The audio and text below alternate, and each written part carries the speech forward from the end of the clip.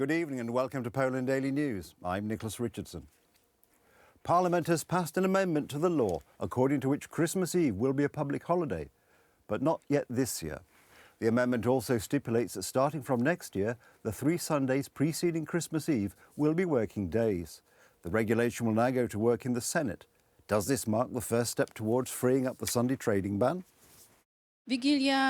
A work-free Christmas Eve in exchange for 3 trade Sundays. This is what parliamentarians have decided. How will this affect the Polish economy? And is it a prelude to a plan to free trade on Sundays? Powinny być wolne. Christmas Eve should be a time off from work. It should be family time, so that everyone has time to get to their families and spend time with them. People can be overworked as they work all week, 7 days a week. There should be time off. Christmas Eve is supposed to be off work, but only the one next year. In exchange, the 3 trade Sundays before Christmas Eve will be working days. This is what the parliament has decided. The vote was preceded by a heated debate. That Poles, millions of Poles, should be able to prepare Christmas Eve with dignity. Dear colleagues, we introduced off-work Sundays. Let's introduce off-work Christmas Eve. Please support the trade workers who work hard and are observing today how you will vote for this amendment to the law. This year, the Civic Coalition gifted Poles with another working Christmas Eve. Among other things, the parliament rejected amendments by Law and Justice and the left to make December 24th a day off starting this year. On Christmas Eve, tradition says that even animals speak with a human voice, and you refuse to do so, and you denied the Poles the good changes that resulted from these amendments. You will have to wait another year for a free Christmas Eve, but it will cost you dearly. Instead of having to work on Christmas Eve until 1 p.m., you will have to work throughout the 3 Sundays in December. According to experts, there was a lack of reflection and a systemic approach to the issue. There was not even a consultation.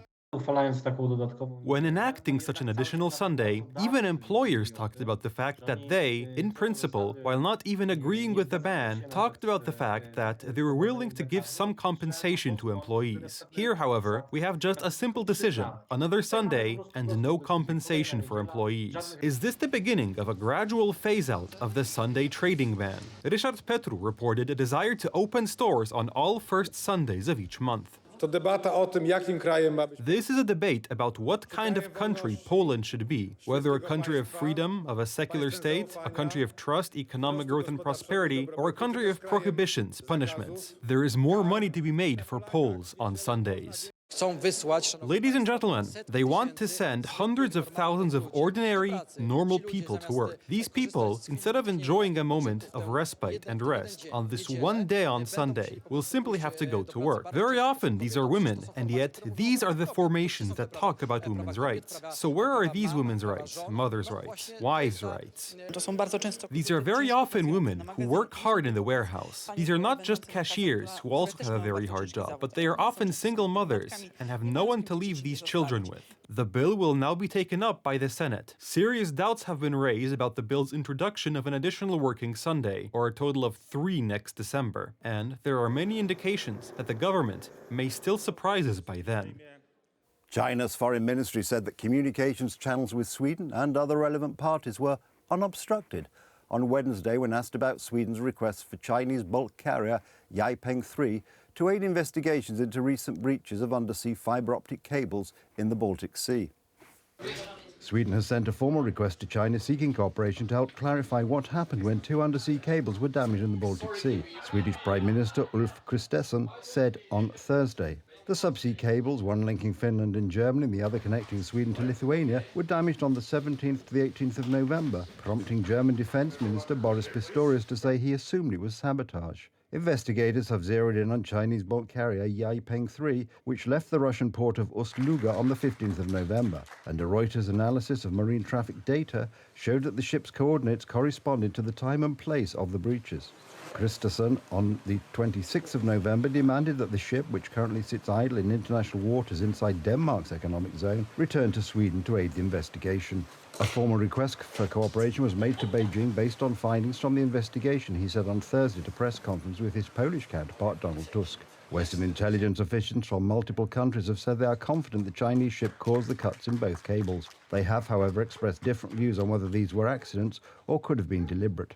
China's foreign minister said on Wednesday that the communications channels with Sweden and other relevant parties were unobstructed when asked about the Swedish request.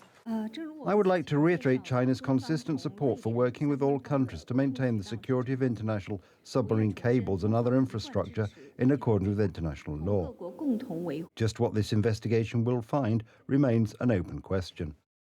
Germany has offered to redeploy Patriot air defence systems to NATO ally Poland at the start of the new year, the German Defence Ministry announced on Thursday.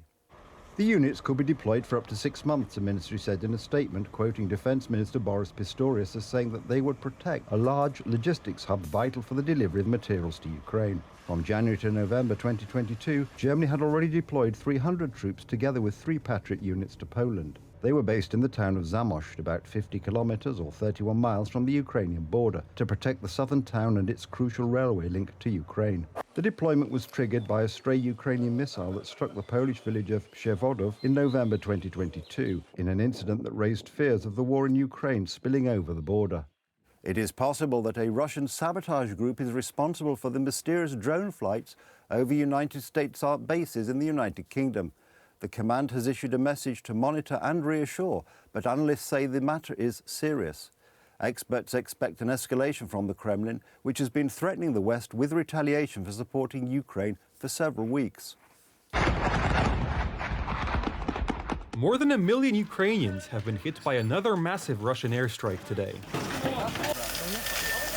Nearly 200 missiles and drones targeted critical infrastructure. Electricity, water and heating supplies have been cut across most of the country. There is no electricity. Public water stations are not working. I checked 5 of them and only this one works. The others did not work. One of them was connected to a generator, but it still didn't work. Without electricity, shops do not work and there are problems in public spaces. Neither the payment terminal nor the cash register are working because of the power cut. I cannot serve customers. They cannot see the clothes on display. They cannot try them on because it is very cold. But we will manage. Thank God we are alive. President Zelensky appeals to the West to help repel these attacks, especially now. In winter, they will be very serious. I have just spoken to Mark Rutte, the Secretary General of NATO. Yesterday, there was a meeting of our Ukraine-NATO Council on Russia's use of a new ballistic missile. And today, Mark and I talked about the response capabilities available, the need to strengthen Ukraine's air defenses. I mentioned specific air defense systems that we need, that can work. Our partners have such air defenses. Except that Western partners are increasingly serious about defending NATO territory. According to German media, talks are underway to deploy Patriot air defense batteries to Poland to help secure the Rzeszów airport. This is a direct response to Putin's threats. We urge all parties to take immediate steps to de-escalate and to refrain from any actions or rhetoric that could further escalate this war. The Russians are making more and more provocations. The Pentagon has revealed that there have been more than a dozen security breaches around US military bases in the UK in recent days. These involve surveillance by various types of drones. They are almost certainly the work of Russian sabotage groups. It could be a person who was simply paid via some electronic route to fly over such a base and to pass on what they recorded to the Russian Federation. It could also be an attempt to test anti-drone defense systems at such bases. This resembles the Russian modus operandi closely, perhaps by some Russian collaborator. Today, drones have become one of the most important tools not only for reconnaissance, but also for combat. Experience from Ukraine and the Middle East clearly shows that the battlefield has changed significantly in the last 4 to 5 years. There is no advantage on the ground without the use of drones. Żołnierze oddziału Signum ukraińskiego po prostu siedzieli w okopie.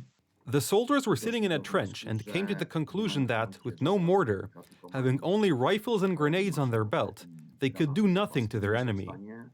One of these soldiers was interested in drones, so he soldered a grenade to a drone, and so it began. The biggest producer of drones is, of course, China. It is Beijing that is currently being accused of helping Russia not only with ammunition, but also with large quantities of electronics. 在乌克兰问题上，中国一直致力 On the Ukraine issue, we are working to promote peace talks and have never supplied weapons to either side in the conflict. China strictly controls dual-use items, including the export of civilian drones, and opposes the use of civilian drones for military purposes. With North Korea's direct involvement in the war in Ukraine, there's also a clear shift in the narrative of many American politicians. Today, even critics of supporting Kyiv speak of giving Putin an ultimatum.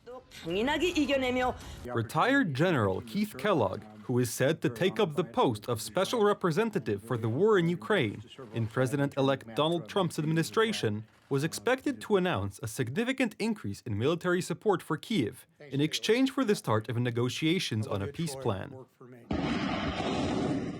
The Republican was also expected to stipulate that, if Putin refuses, Ukraine would get everything it would need to defeat Russia on the battlefield. That's the news. Thank you for watching. From Mitz, have a good night and a better tomorrow.